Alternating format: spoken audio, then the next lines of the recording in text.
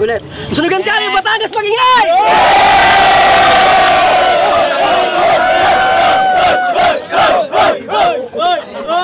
Sa kaliwa ko! Sa red! Tapos nga pala DC Records, Don Carlo, Makatags, tsaka sa mga tropa ko sa Tubog, Wasalbay, tsaka sa kalaban ko ngayon kay Rave. Tsaka yun lang. Sa kanan ko, galing pa ng San Pablo City, magingay para kay Rave! Maraming salamat lagi sa mga tropa ko na pumupunta tsaka BCP. Alam na. Nanalo sa coin toss, si Rave. Ang pinili niya mauna, si Red. Unang bara para kay Red. Ha? Gutom na ako, hindi mo niluto ang sapsap. Hoy Edward de la Cruz, alam di ba ang demonyo to? Kung napanood yung laban niya kay Cross, kitang-kita naman na talagang salungat ka. Ang sabi mo, hindi ako takot sa Cross kasi alagad ako ng Diyos. Paano mo nasabi nga alagad ng Diyos ka? Iyang Diyos mapagmahal, ikaw kada laban mo, nagmumura ka. Atong huli laban mo pa, sabi mo mabait kang kalaban, kaya ang kaba mo yung sagot mo. Mabait din naman akong kalaban, kaya sagot ko ng kandila mo. Pulang-pula ka! Happy birthday! Ano? Naganda ako ngayon, kaya kunwari birthday ng kalaban. Dito tayo mag-celebrate, kaya sabay-sabay tayo magantahan. Happy birthday to you! Happy birthday to you! Happy birthday! Happy birthday! Happy birthday to you! At dahil sa mabait ako nang bahala sa hiling mo. Sana mamatay na si Ray pagkatapos ng laban na to. At saka sana hindi ka na rin nabuti ng bukas pagkatapos ng laban na to. O di ba ang bait ko? Kaya blow the candle.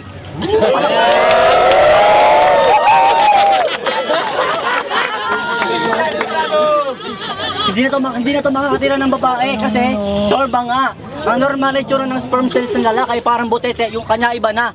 Pina-check na yung sperm cells niya, aba yung doktor takanta na. Sabi ng doktor, Tutoy, hindi ka pa nakakatira ng babae, yung sperm cells mo na parang butete, lumaki, naging palaka na. Ano ba? Matulog ka na lang, babantayin pa kita. Tapos pagising mo, kakantahan pa kita. Yung tipong mumulot pa lamang ang iyong dalawang mata. Shine Pilipinas, shine. Pre, salamat sa laban. Pre, salamat sa laban bago magpasok ka na dito, at dito pa talaga sa dagat. Pero hindi to Choi Si.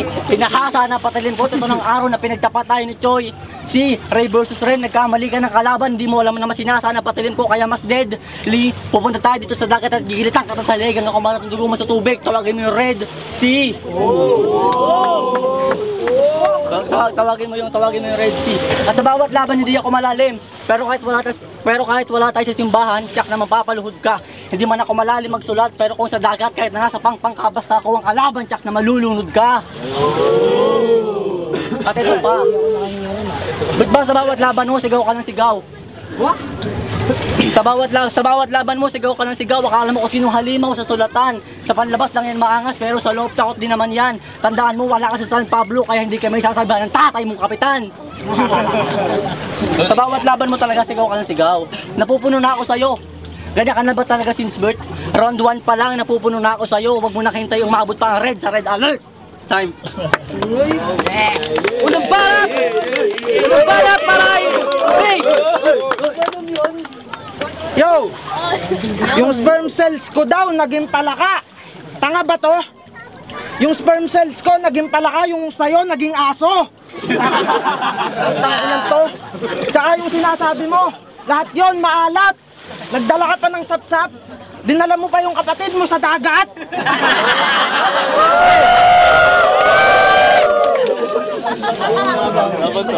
Dumating na ang araw ng pagkabuhay ko.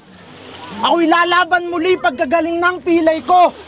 Pansin nyo, panibago na intro ang binibigay ko. Yun ay sa kadahilan ng intro pa lang, pero ending na ng buhay mo. Ako ay zombie.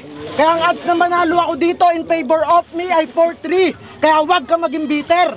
Konti ang lamang ng 3G sa 4G, pero bago mag-time ay 4-3, kaya tapos ka sa buzzer beater. Kaya wala munang sa wakas, sunugan na tuloy na. Ito ang unang battle na hindi ko ginamit na intro to. At yun ay dahil ito ang unang beses na hindi man lang ako ginaganahan sa kalaban ko.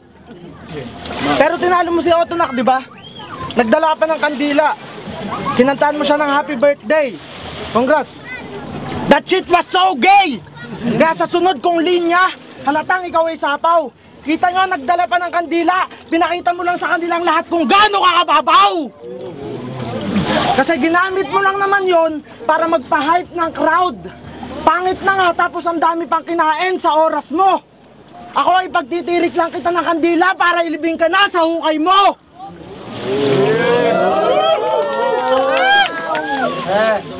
Tapos sabi mo sa battle na yon, red ka. Dapat tumigil pag nakita ka sa daan. Talaga? Sabi mo si Otonak hindi nakita yung red light kaya siya nasa gasaan. Ibahin mo ako. Yung red light mo para sa akin magaan to. Gaya ng sinabi ko kay Labongkosa, ako ang ambulansya kaya kahit pula ng ilaw, walang makakaharang sa daan ko.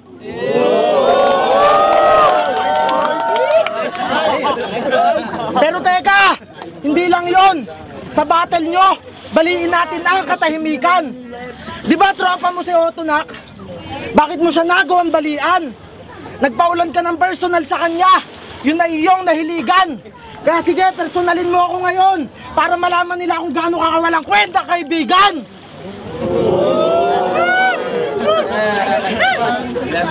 Kasi di ba, mahilig ka sa personalan. Kaya alam ko may dala kang mabibigat na personals ngayon. Hindi basta barya. Total ganun ang gusto mong laban, magpapaulan na lang din ako ng personals gaya ng ginawa mo sa kanya. Una, di ba nagtatanong ka kay Cross kung pwede ka niya ihanap ng battle? Sagot, kaso di ka niya naihanap kaya di mo siya pinansin sa gig 1 week after. Tinalikuran mo yung Cross, imbis na magpasalamat. Nandyan si Mel Christ ngayon, hindi ba dapat humingi ka kay Lord ng patawad? Yeah. Nung una kumapit ka sa cross, kaya akala ko maka-Diyos ka pero meron akong nalaman. Para ka lang palang si Basilio, kasi kinakausap mo lang ang cross pag nangangailangan. Tapos sumunod, ginamit mo pa mismong kagrupo mo si Bongkosa para magkaroon ka ng battle. Yung ugali mo deadly, kasi manggagamit ka, oo, halatang user-friendly. Wala na akong ibang tinutukoy kundi user. Ibahin ko na lang ang password para di na makagamit itong user. Tapos, hinamon mo yung partner ko, si Dice. Pero ang kinalabasan nun ay danger. Tandaan mo, hindi mo naman mapapaikot ang laro kung wala kang kwenta na player. Kung sakaling natuloy yun, malamang handusay ka sa lapag. Kaso sabi ni Dice, busy siya, next event na lang siya papalag. Oo, ang battle nyo sana ay kaabang-abang. Kaso sabi mo sa kanya, gusto mo talagang bumattle ngayon, kaya kung pwede, si Rave na lang. Diba? Tinapon mo yung dapat future battle nyo. Let's try this on for a size. Ngayon minalas ang destinasyon mo pagkatapon mo nung Dice. Tapos sabi mo pa, hindi ka nababattle sa pasukan kasi mag-aaral ka. Halatang may sayad ka tanga. Pag nakita kitang bumatel sa pasukan, sasapakin kita sa panga. Kaya sa mga personals ko, halatang buwisit na to. Kasi tatanungin kita ng seryoso. Hindi ka na nga ba talaga babatel o desperado ka lang makapasok sa event na to? Pero sige, pagbibigyan ko na yung rason mo kung bakit di ka babatel. Gusto mong mag-aral, hindi na kita papahamakin. Kaso ang pinagkaiba natin, ako kaya kong pagsabayin ng rap at pag-aaral habang nagbibigay ng magandang grades at ng magandang battle. Time! Sugan Kalye, Batangas, sa dagat, magingay!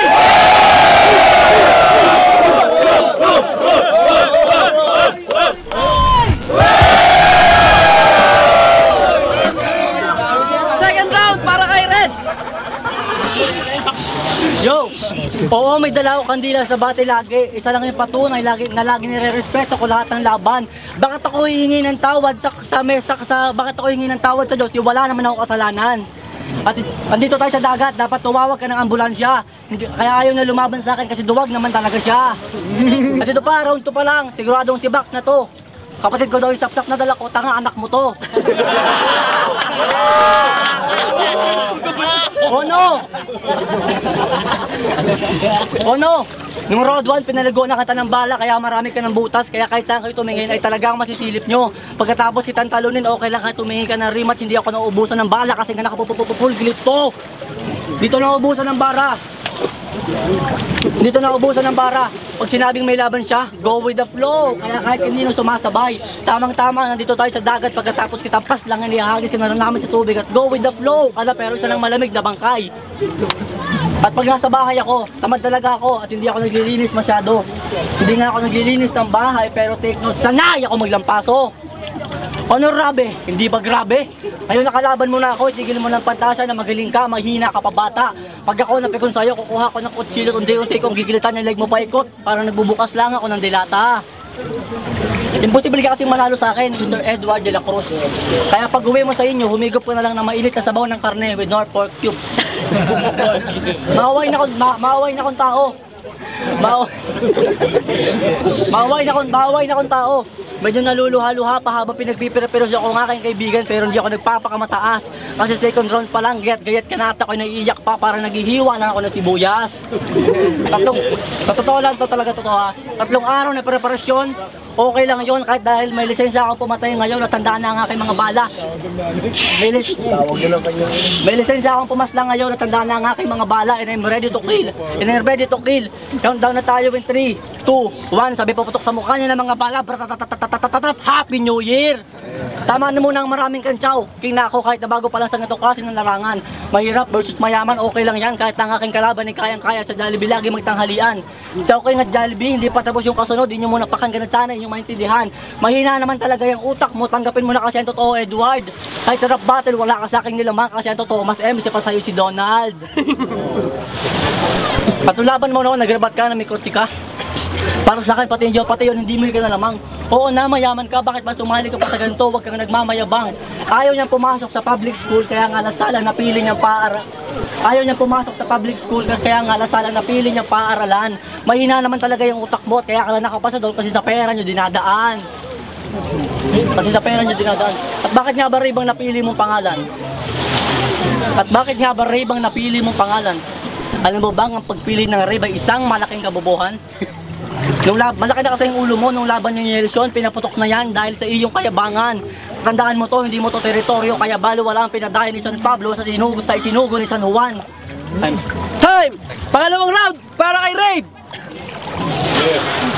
Anak ko daw yung sapsap. Ano ba to? Gago, wala akong anak na kamukha mo. Tapos, dun sa mga sinabi mo, hindi naman umusad to. Kaya ako sumali dito para durugin ng mga wak na katulad mo. Pangit! Alam ko, sa sobrang pangit mong yan, virgin ka pa rin. Kahit kapitan kita ng sidecar, single ka pa rin. Sa mga hindi nakakaalam, kinuha ko lang yung bara na yon.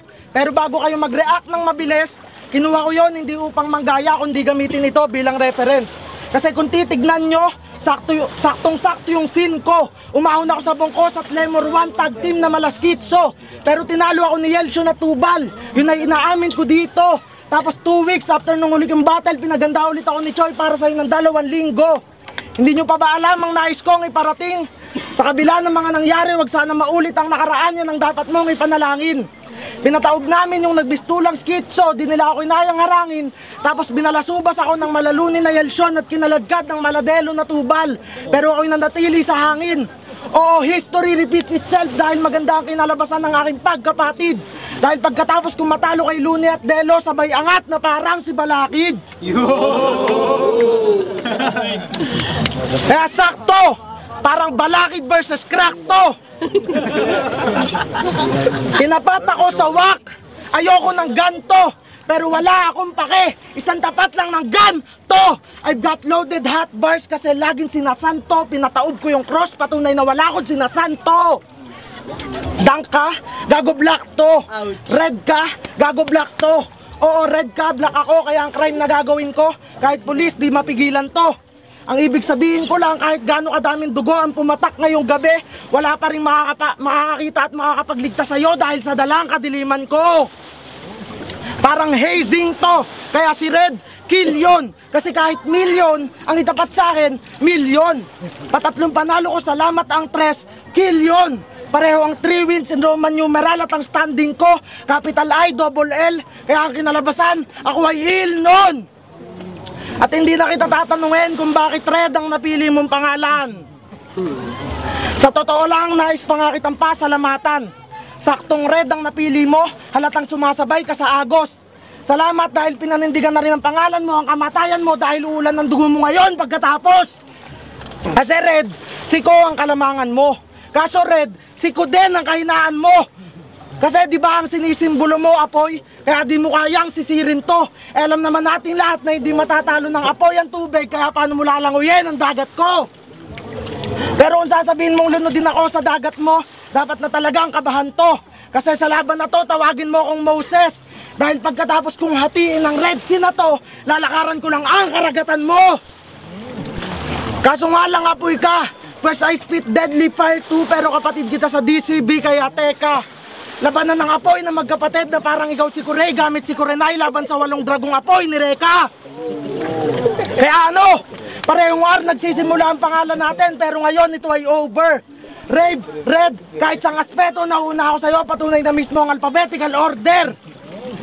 Pero balik tayo sa kabilang dako, kung maliwa naman tayo, oo ako'y taga San Pablo, pero wala nang luto-luto kahit ako ang dayo. Pag natalo ako ngayon, putang ina, battle ulit tayo bukas sa San Pablo naman tayo. Kaya maraming salamat kay Kuya Mike at Joycey at sa lahat ng nag-ayos ng event ngayon. At malaking shoutout sa main event. Makakakita kayo ng bagong Milk Rice at Super Yelsion. At ikaw, salamat din sa'yo. Pero yung battle ko sa Tanawan, sana hindi mo binase ang aking kakayahan doon. Kasi yung pinakita ko kay Bongkos at Lemor 1, tangina mo, hindi pa Super Rave yun! Namin dito sa dagat uli, magingay! Last round para kay Red! Yo! Yung totoo lang, sa laban na to, hindi ako naghanda, kaya wala na akong masabi. Mauna daw siya sa akin, alphabetical order, ulul, hindi naman tayo magkaklase. Sabi mo noon kay Cross, yo, sabi mo noon kay Cross, cancer ka. Sabi mo naman kay Labong Kosa, doktor ka. Lintikano ka ba talaga? Ang gulo-gulo mo ha? Ikatlong yugto o kayo posibleng masugpo. Ikatlong yugto o kayo posibleng masugpo. Malakas na bagyo kaya imposibleng mabugso. Red ang pangalan bago lang kaya ituring yung bunso. Mamaya magiging red ka na rin kasi maliligo ka sa sarili mong dugo. Sinungaling! Ay sa magulang mo, pakitang tao ka lang para makuha ang gusto. Sasakalin kita hanggang sa maghingalo ka dahil ang katulad mo pag namamatay na doon lang nagiging totoo. Doon lang nagiging totoo. Ano, di ba tama ako? Ang magulang mo halos makuha na sa pagtatrabaho para ang pangangailangan mo matustusan. Honesty is the best policy sa paaralan lagi niya ng kasabihan. Tapos ang profile pic mo naka-midfinger ka pag nakita nila yan ba kanila magugustuhan. Masakit sabihin na sa magandang paaralan ka nag-aaral pero magandang asal hindi mo malamang na pag-aralan. Pero hindi mo malamang na pag-aralan. Kaya ano, Rabe? Ha? Lumaki na kasi ang ulo mo porque nanalo ko yung nakaraan at may dinamay ka pa. Hindi mo lang alam kung anong sakit ang nararamdaman ni Bill. Pagkatapos ng laban nyo, humingi ka ng pasensya, tandaan mo na kapag dignidad ng tao ang ginamit mo kahit gaano kadami ang pera mo, hindi mo kayang bayaran ang bill. Red ang pangalan ko. Pangalan ko 3 letters, R-E-D. Tandem nyo sa tuon-tut, team R and D. Pagkatapos ko tong pas lang yung R, susunod ko naman yung kakampi niyang si D. Kaya sa laban na to, tawagan nyo na lang akong E because I will end the career of team R and D.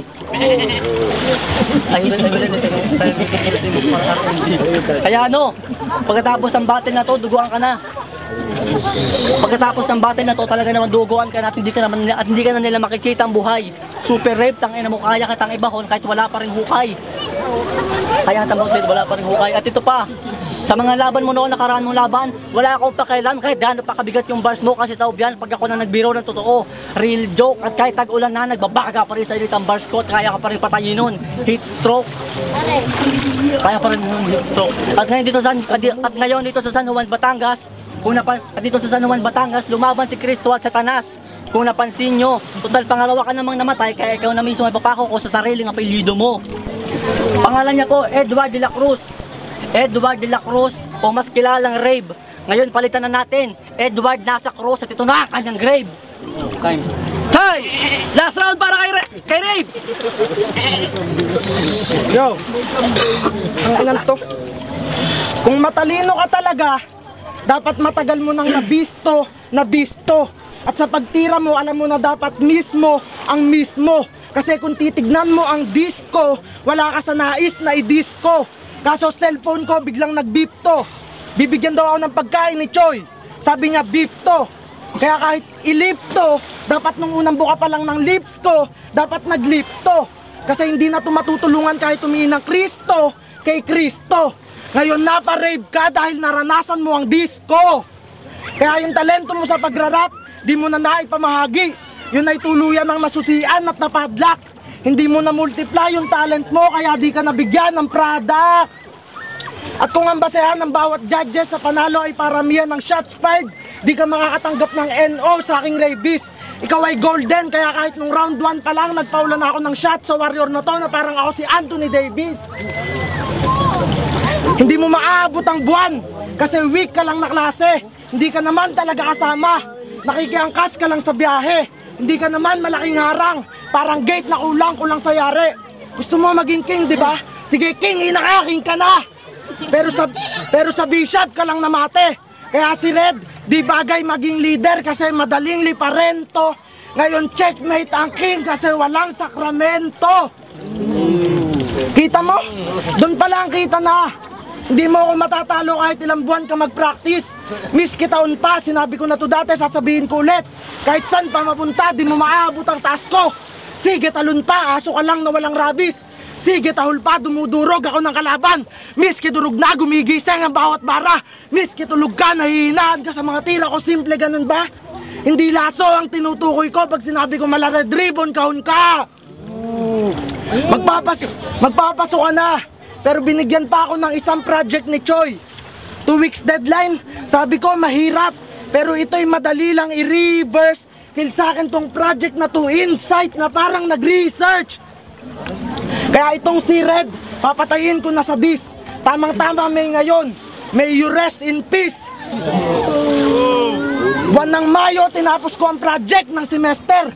Isang suntok ko lang, putang ina, tatakbo na to na parang si Mayweather. Magmimistulan tong varsity player. At ako ang coach mo dito. Pagbilang ko ng 6, siguraduhin mong nakatakbo ka na kasi patay ka sa akin pag ako'y pumito.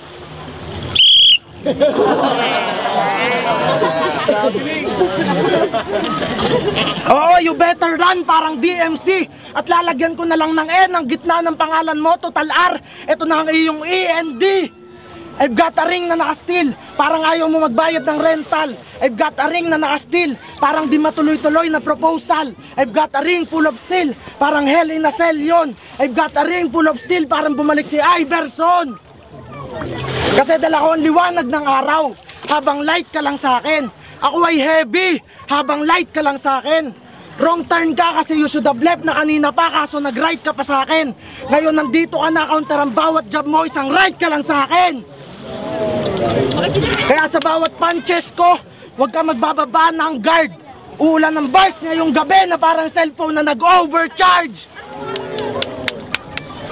Tandaan mo to. Wala akong bake. Kahit 1-on-1, 2-on-2 o kahit merong home court advantage card, I make every discount parang SM advantage card. Boring. Putang ina mo. Time! Ang last ng battle na yun! Sunugan ka ni Batangas! Magingay!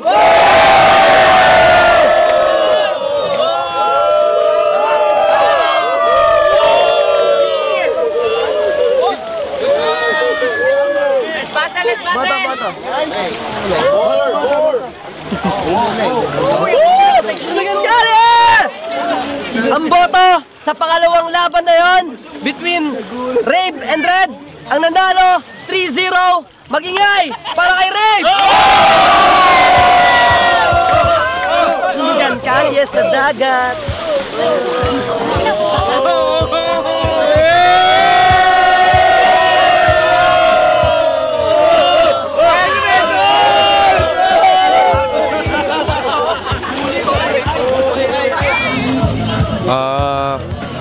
Napaganda ang laban na yun. Pero binigay ko kay Reb ang laban. Salamat. Griswato ng rehab. Pero si Reb, bouncer ako. Binoto ko 1, 2, 3 si San Pablo Boy, Si Rave. Rave. Kaya all 3 runs binigay ko kay Rave. May palag din naman yung ginawa ni Red, kaso mas maraming binitawan na references si Rave na mas angat dun kay Red. Yun, Rave.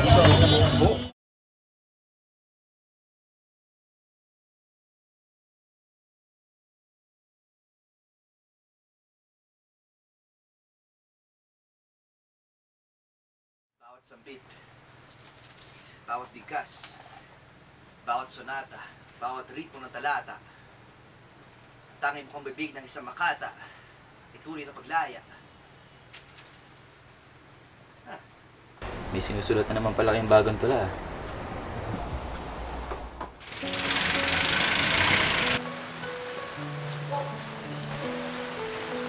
Nang matumbasan ko ang luha, Mag-FB, mag-Dota.